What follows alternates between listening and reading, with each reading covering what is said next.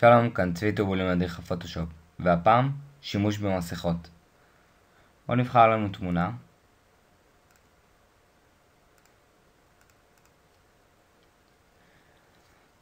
אני מסתכל על התמונה ואני אומר, אני יכול לעשות את השמיים קצת יותר דרמטיים, קצת יותר כהים, וליצור איזושהי אווירה בתמונה. אני אגש ל-Layers, ניקח את ה-Background ונגרור אותו אל השכבה החדשה, וניצור הכפלה. כך שיש לנו את שכבת הבסיס, היא ה-Background וה-Background Copy. על ה-Background Copy אני אלך ל-Image, Adjustments ו-Brightness and Contrast. כל מה שאני אוכל לעשות הוא להעביר את התמונה או להקות אותה וליצור קונטרסטיות או להוריד ממנה.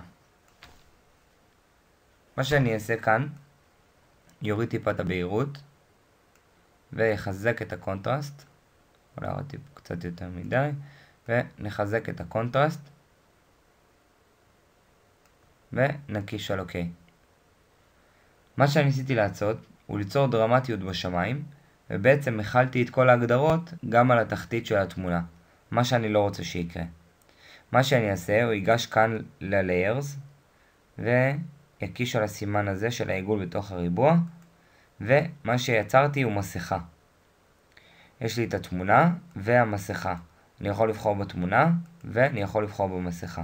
השימוש במסכה מתבצע על ידי צביעה של הצבע הלבן או הצבע השחור.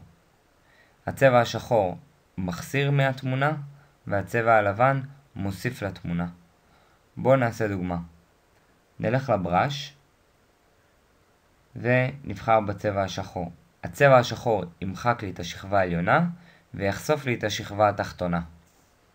בואו נראה כיצד זה מתבצע. נבחר את גודל המברשת ונתחיל לצבוע בשחור, ואני מבהיר את כל השטח התחתון, בעצם מחזיר אותו לשכבת בסיס בצורה הזו. אם אני רוצה להחזיר חזרה איזשהו חלק כהה, מחליף חזרה את הצבע ללבן ומעביר שוב את המכחול ומחזיר את הכל למה שהיה. אני רוצה לחזור חזרה, חוזר חזרה ל-Layers ויש לי את הסימן של העין כאן. ככה הייתה התמונה לפני וכך אחרי שהוספנו את המסכה. זה הכל הפעם, אני הייתי צבי טובול. להתראות.